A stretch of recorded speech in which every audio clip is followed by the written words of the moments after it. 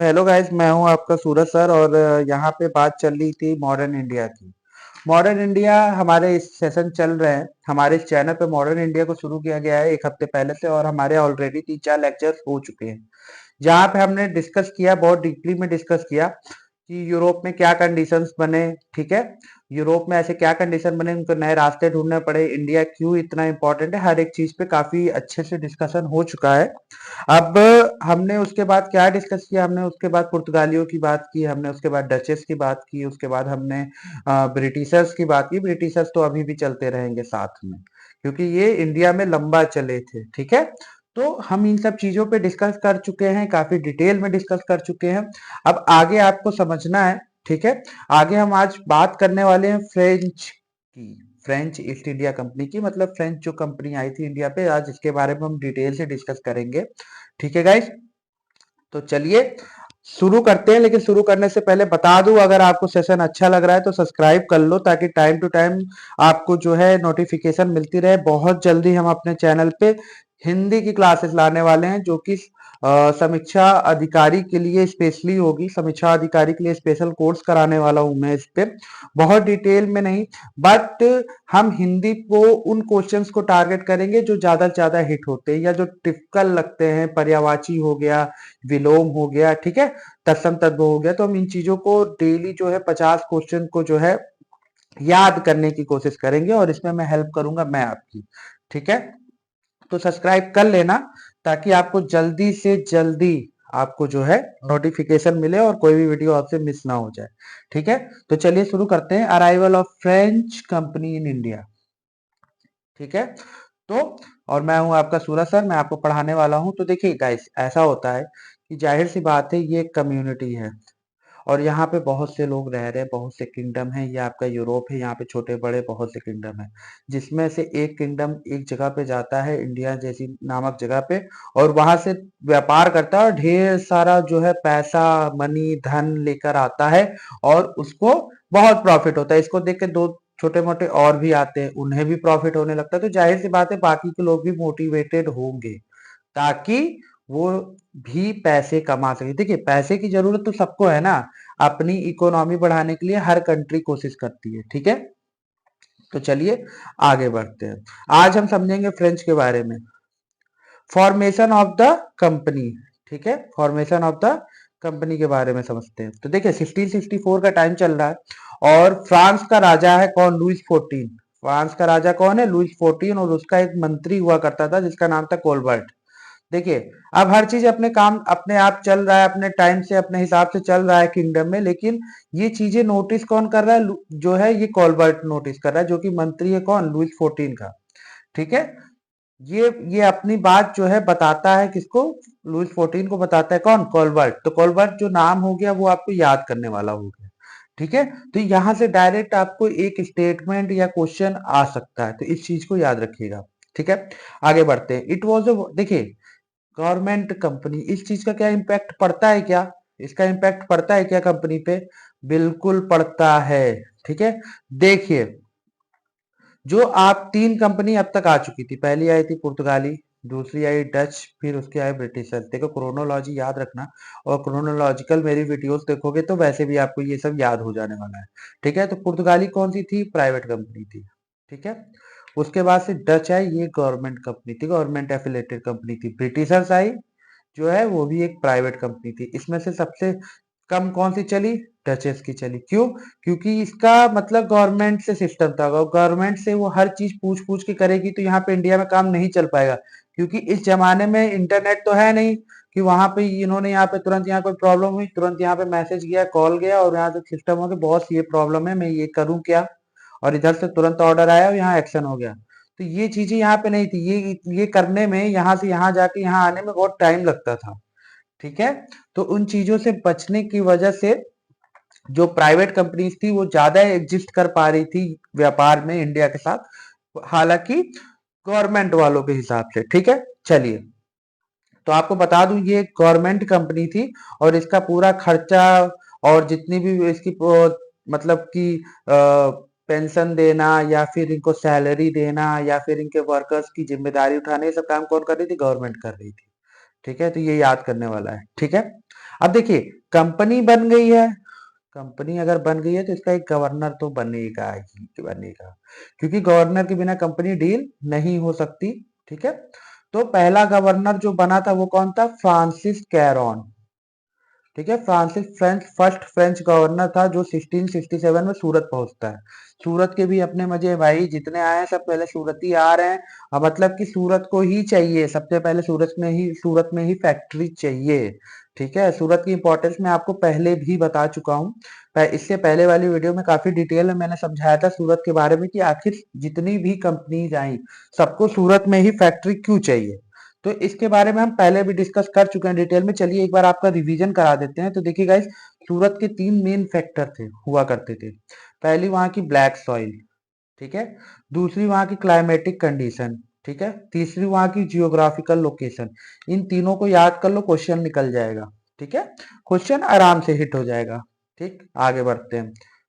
अब उन्होंने अपनी फैक्ट्री बनाई 1668 में। कहाँ पे? सूरत में। फर्स्ट फैक्ट्री अगर आप पूछता है कि फ्रेंच की फर्स्ट फैक्ट्री कौन सी थी, तो सूरत थी भाई साहब 1668 में। दूसरी फैक्ट्री जो बनी वो बनी मसूलीपट्टनम में। कहाँ बनी? मसूलीपट्टनम में 1669 में। देखिए गाइस, यहाँ पे आपको वो पॉइंट्स मिलेंगे जिस जो मतलब मैक्सिमम एग्जाम में डायरेक्ट हिट होता है, चाहे वो किसी भी लेवल का हो, चाहे वो कांस्टेबल का हो, एसआई का हो, या फिर समीक्षा अधिकारी का हो, या यूपी ट्रिपल एससी मंडी परिषद का हो। काफी भर्तियां इस समय निकली हुई है। तो यहाँ उन पॉइंट्स पे डायरेक्ट बात हो रही है जो डायरेक्ट हिट होता है। ठीक है, अब देखिए 1673 में 1673 में चंदन नगौर, ठीक है, कलकत्ता के बाद चंदन नगौर इसलिए बोल रहे हैं क्योंकि ये थोड़ा सा उससे क्या कहते हैं, बंगाली से थोड़ा सा रिलेटेड हो रहा है। चंदन नगर ही है वो, लेकिन नगौर बोल रहे हैं क्योंकि थोड़ा सा वहां के लैंग्वेज की बात हो रही है। ठीक है, कलकत्ता के पास में है ये चंदन नगौर। और जो है ये वहां पे मतलब टाउनशिप बनाने का पूरा मतलब कि प्रयास करते हैं। ठीक है, और बनाते भी हैं। ठीक है, अब देखिए सेम ईयर एक फ्रेंच है फ्रांसोइस मार्टिन। ठीक है, ये क्या करते हैं, एक देखिए, अगर बात हो रही है किसकी? फ्रेंच की।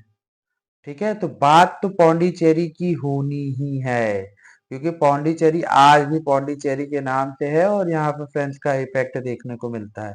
चाहे वहां की बिल्डिंग्स को देख लो, वहां का थोड़ा बहुत कल्चर जो है फ्रेंच से आज भी मिलता है। तो देखिए पौंडीचेरी की बात तो होनी है और इस पे क्वेश्चन बनना भी है। ठीक है, तो पौंडीचेरी का एरिया भी एक्वायर कर लेता है कौन? फ्रांसिस मार्टिन एक्वायर कर लेता है किससे? सुल्तान ऑफ बीजापुर से। ठीक है, और पौंडीचेरी कॉलोनी बनाता है कब? 1674 में। ठीक है, तो 1674 1673 में आपको याद रखना है चंदन नगौर। ठीक है, 1674 में आपको याद रखना है पौंडीचेरी। ठीक है, पौंडीचेरी कॉलोनी याद रखनी है आपको। चलिए आगे बढ़ते हैं। देखिए अब यहाँ बात हो रही है शाइस्ता खान की। ये शाइस्ता खान व्यक्ति जो है ये कौन है? ठीक है, चलिए समझने कोशिश करते हैं शाइस्ता खान व्यक्ति कौन है। ये देखिए मुगल सूबादार है। ठीक है, कहाँ का? बंगाल का। ठीक है, और ये जाते फ्रेंच जाते हैं इनके पास और इनसे परमिशन ले लेते हैं किस लिए? चंदन नगौर में कलकत्ता में 1673 में एक कॉलोनी बनाने की, उस एरिया को मतलब उस एरिया को पूरी तरह से डेवलप करने की। ठीक है, अपने हिसाब से। ठीक है, जितनी भी यूरोपियंस मतलब की कंपनीज आई हैं उन्होंने अपना इलाका बनाया है, उसको प्रोटेक्ट किया है।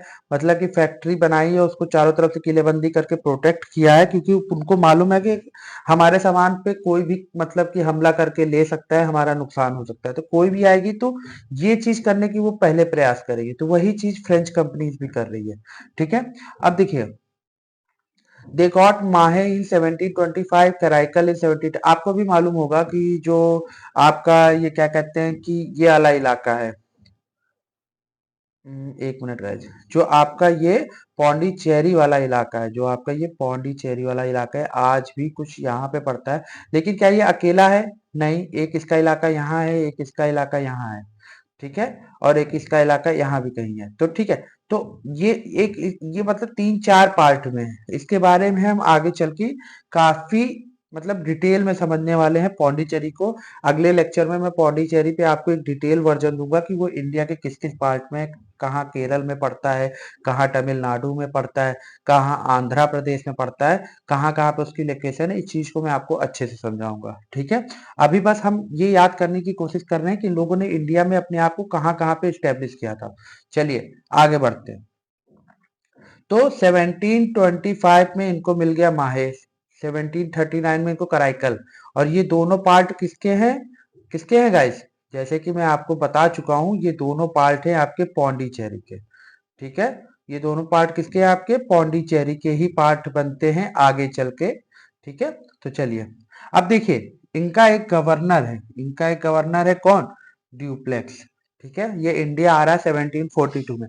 अच्छा, 1742 से पहले हर चीज मतलब नॉर्मल चल रहा है, हर चीज नॉर्मल चल रहा है, काम से काम रख रहे हैं अपना, आए हैं व्यापार कर रहे हैं। लेकिन जब ये बंदा इंडिया में एंट्री मारता है, कौन? ड्यूप्लेक्स, ये एज अ गवर्नर आता है फ्रेंच पोजीशंस में। उसके बाद से खड़बड़ी जो है एकदम मचना चालू होती है इंडिया में, क्योंकि ये शांति के खिलाफ होता है। इसको मतलब बंदे को शांति नहीं चाहिए, हमला करो, लड़ाई करो, दंगा करो, कुल मिला के ये पूरी शांति भंग कर देता है। इसकी वजह से आगे चल के मतलब इसकी वजह से क्या है, ये मेन बंदा था। ये किसी से भी भिड़ जाना, इसका मतलब कि अंग्रेज इससे इतने परेशान हो गए थे कि जब कार्नेटिक वॉर चल रहा था, तो कार्नाटिक वॉर में जो है इस बंदे का इतना प्रभाव था, अंग्रेज इससे इतना डर गए थे कि जब ट्रीटी मतलब कि उन दोनों के बीच में सुलह होता है ब्रिटिशर्स और, तो वो बोलते हैं कि भैया ड्यूप्लेक्स को वापस भेजो यूरोप, ठीक है, इसको यहाँ नहीं रहने देना है। इतना डरते थे लोग, इसका इतना प्रभाव था। ये भी है, फिर जाएगा, फिर ये वापस से आएगा इंडिया में, ठीक है। तो इसके बारे में भी हम आगे चल के डिटेल से समझेंगे, ठीक है।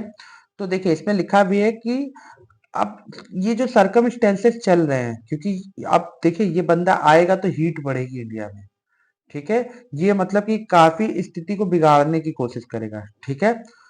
तो फ्रेंच और इंग्लिश के बीच में काफी कॉन्फ्लिक्ट हो जाता है, ठीक है, ठीक है। और ये मतलब कि पूरी तरह से कोशिश करता है सुप्रीमेसी क्रिएट करने की इंडिया में, किसकी? फ्रेंचेस की, ठीक है।